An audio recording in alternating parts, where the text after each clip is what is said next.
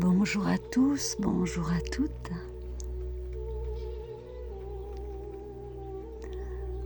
Je vous souhaite la bienvenue sur ma plateforme.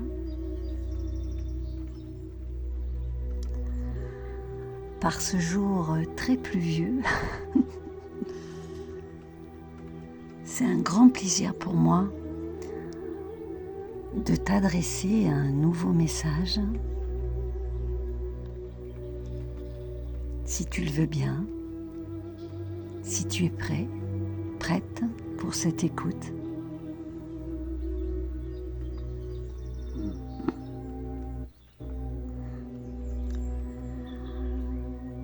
Je suis Christine de la Terre. Bienvenue dans mes messages et partages solidaires et solitaires.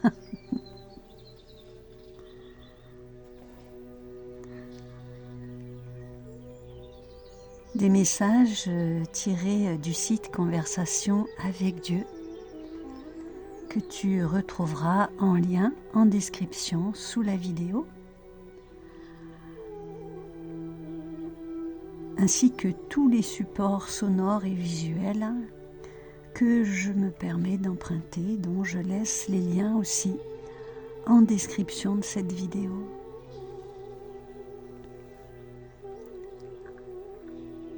En ce jour de ta vie, je crois que la source divine d'amour souhaite que tu saches.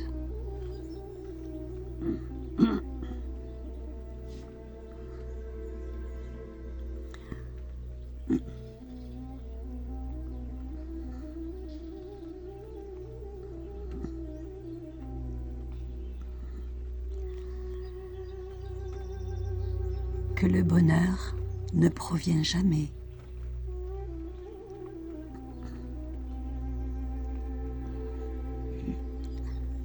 du pouvoir sur les autres. Thomas Jefferson avait dit ça, avait fait cette observation, et il avait raison.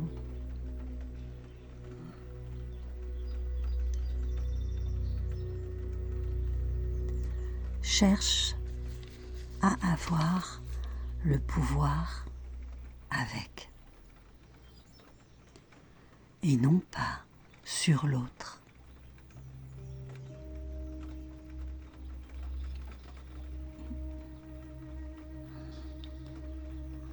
Cela comprend les personnes dans le monde,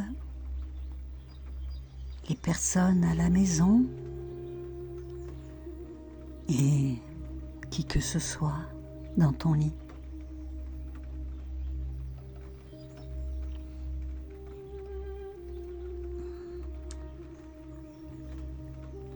La meilleure manière de faire l'expérience du pouvoir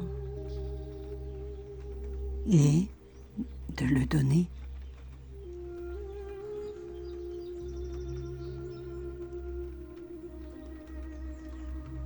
Rends quelqu'un d'autre puissant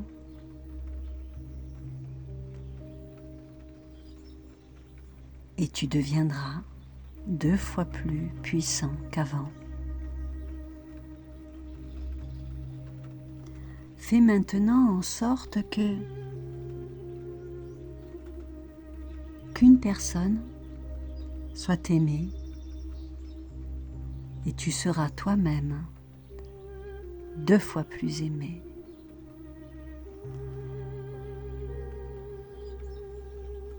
Fais en sorte aujourd'hui que quelqu'un d'autre se sente bien. Et toi, tu te sentiras tellement mieux.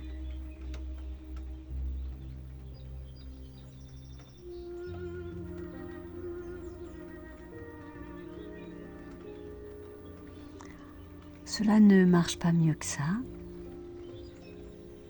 Et c'est tout simple.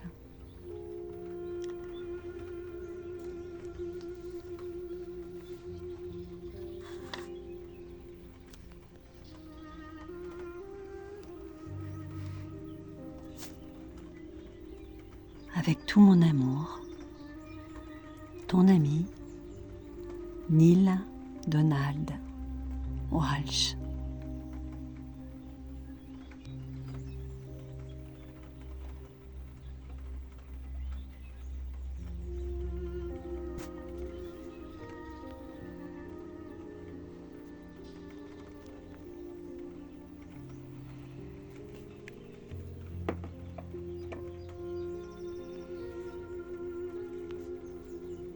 Comme à l'ordinaire maintenant dans ces messages que je distille sur ma chaîne, un peu comme des bouteilles à la mer,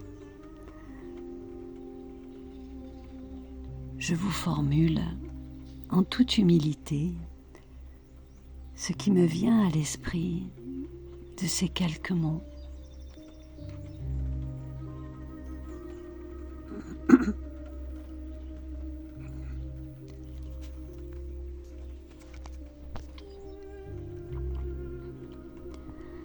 Le pouvoir sur les autres, c'est de cela dont on parle dans ces quelques lignes de Donald Walsch, dans ces quelques mots.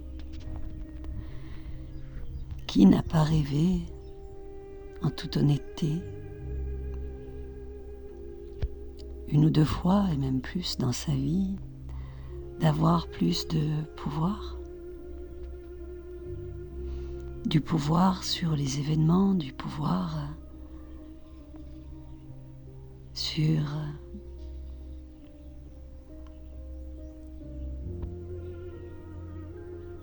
les décisions de ceux qui nous gouvernent, qui ne sont parfois pas toujours à notre avantage, du pouvoir sur nos patrons au boulot. C'est un vaste sujet.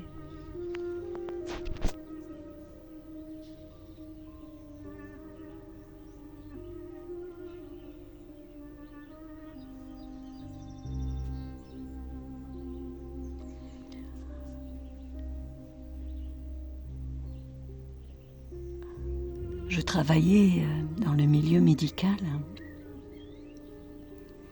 Maintenant, je suis à la retraite. Et souvent, j'étais très frustrée de ce manque de pouvoir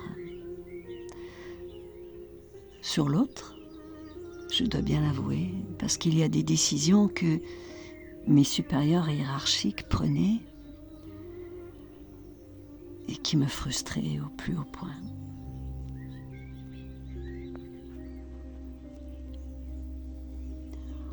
En fait, ce qui m'a toujours amené à avoir envie de ce désir de plus de puissance sur l'autre, c'est cette frustration parfois de l'injustice.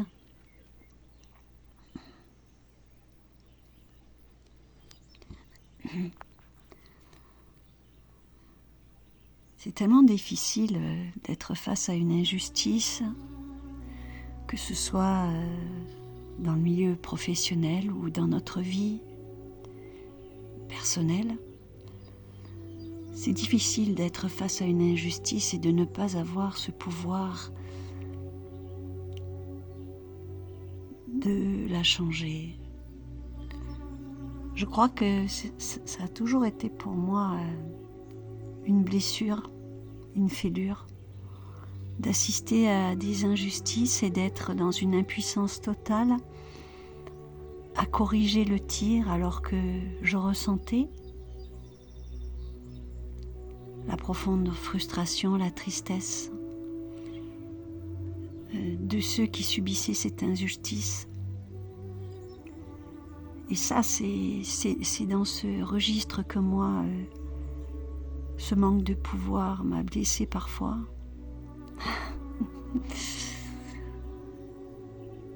Évidemment, ça nous renvoie aussi à des blessures d'enfance, ce manque de pouvoir, de puissance sur l'autre, quand nous étions totalement pieds et poings liés aux décisions des adultes.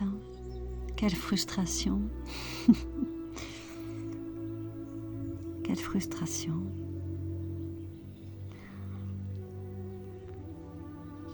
Pourtant, je me dis que ce peu de pouvoir que j'ai eu parfois dans ma vie sur les événements,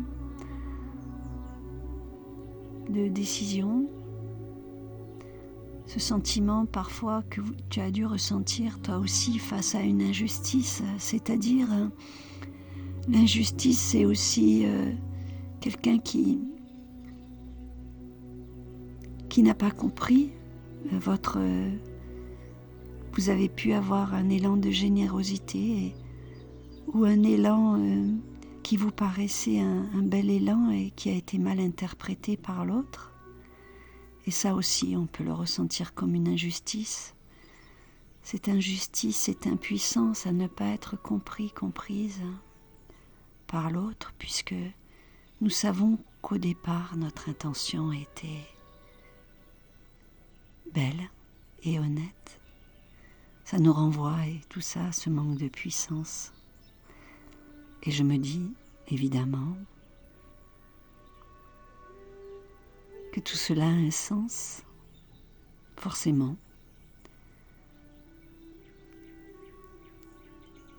Si celui qui est en face de toi, en face de moi, ou celle qui se trouve en face de toi ou en face de moi, a cette puissance que nous n'avons pas, peut-être que nous pouvons simplement nous poser la question: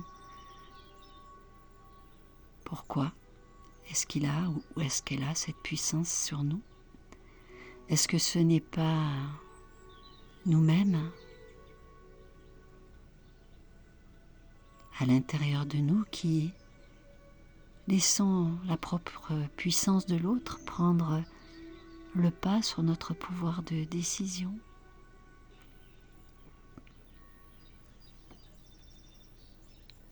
Bon, peut-être que je m'égare et que je m'éloigne du sujet. Et peut-être aussi que parfois c'est ce manque de pouvoir nous renvoie à plus d'humilité.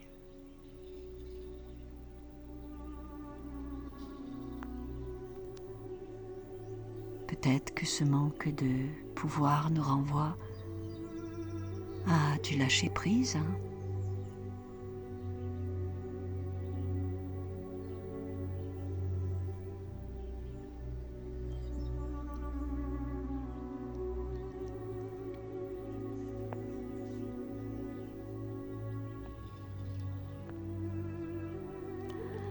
D'autant plus que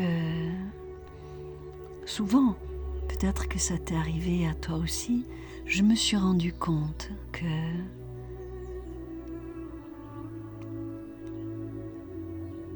c'est pas facile de le dire, mais parfois nos intentions, lorsque nous désirons quelque chose, nos intentions secrètes ne sont pas toujours très louables.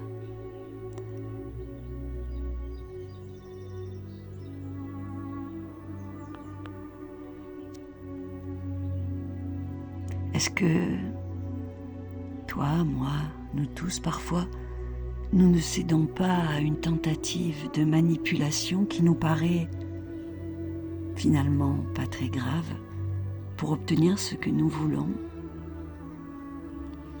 Oh, c'est parfois à des petites échelles, c'est pas bien grave, on se dit que c'est une petite tentative de manipulation, mais que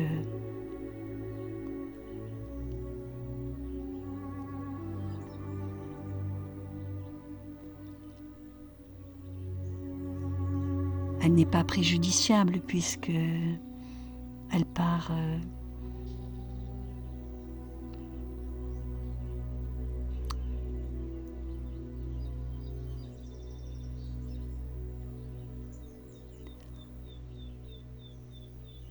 d'une petite chose que nous voulons obtenir de l'autre, et c'est vrai que parfois il faut bien s'avouer en toute humilité, en toute honnêteté, que toi, moi et d'autres, nous abaissons un petit peu à de la manipulation, oui.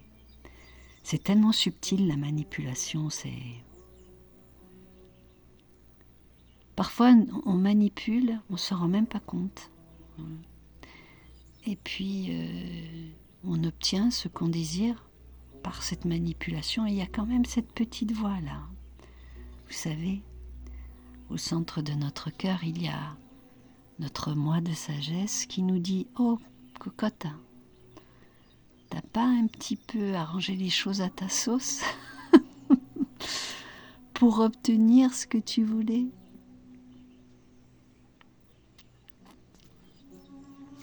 Évidemment, il y a des degrés de machiavélisme, mais il y a une échelle, évidemment. Il y a la petite manipulation pour obtenir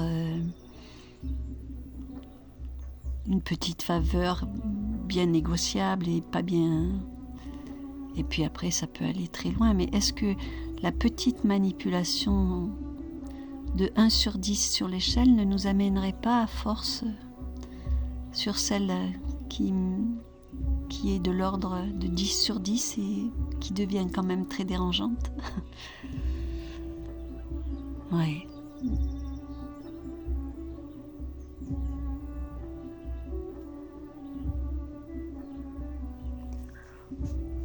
Bon, peut-être que je me suis un peu égarée dans ma réflexion. Il est vrai, et ça je peux en témoigner, que plus nous laissons à l'autre la liberté d'être lui-même, plus nous laissons à l'autre la liberté de s'exprimer dans sa vérité, dans la sienne uniquement, et plus nous nous sentons en retour, en tout cas, c'est le cas pour moi, plus grand, plus noble. Et ça vaut pour les relations de couple, ça vaut pour des relations de parents-enfants. Je pense que quand on donne à un enfant de la confiance en lui, un futur adulte, ne l'oublions pas, lorsqu'on lui donne plus de confiance et qu'on l'encourage dans ses capacités qui lui sont propres, eh bien nous construisons un adulte plus fort, plus équilibré, plus apaisé.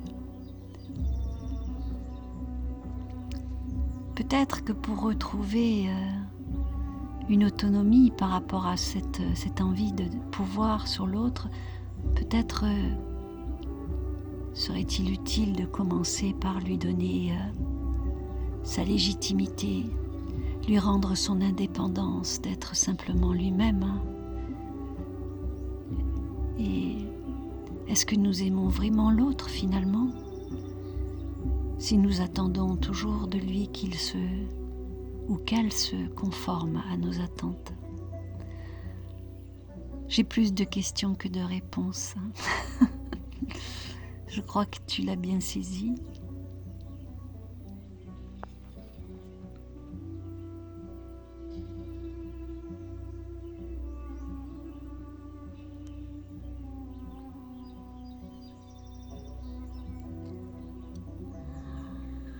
Alors, simplement se dire que peut-être, plus je donne de puissance à l'autre, effectivement, et plus je m'en offre à moi-même.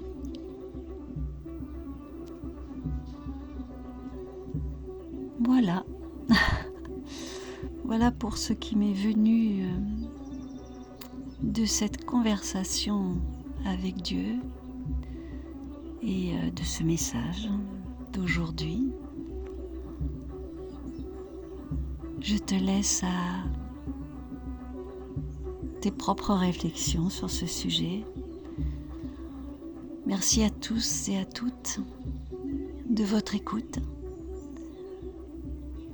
Merci aux nouveaux abonnés et je t'embrasse sincèrement, toi qui m'écoutes, en tant qu'individualité propre. Je t'embrasse. Bien à vous. Merci pour votre écoute. Merci pour ton écoute.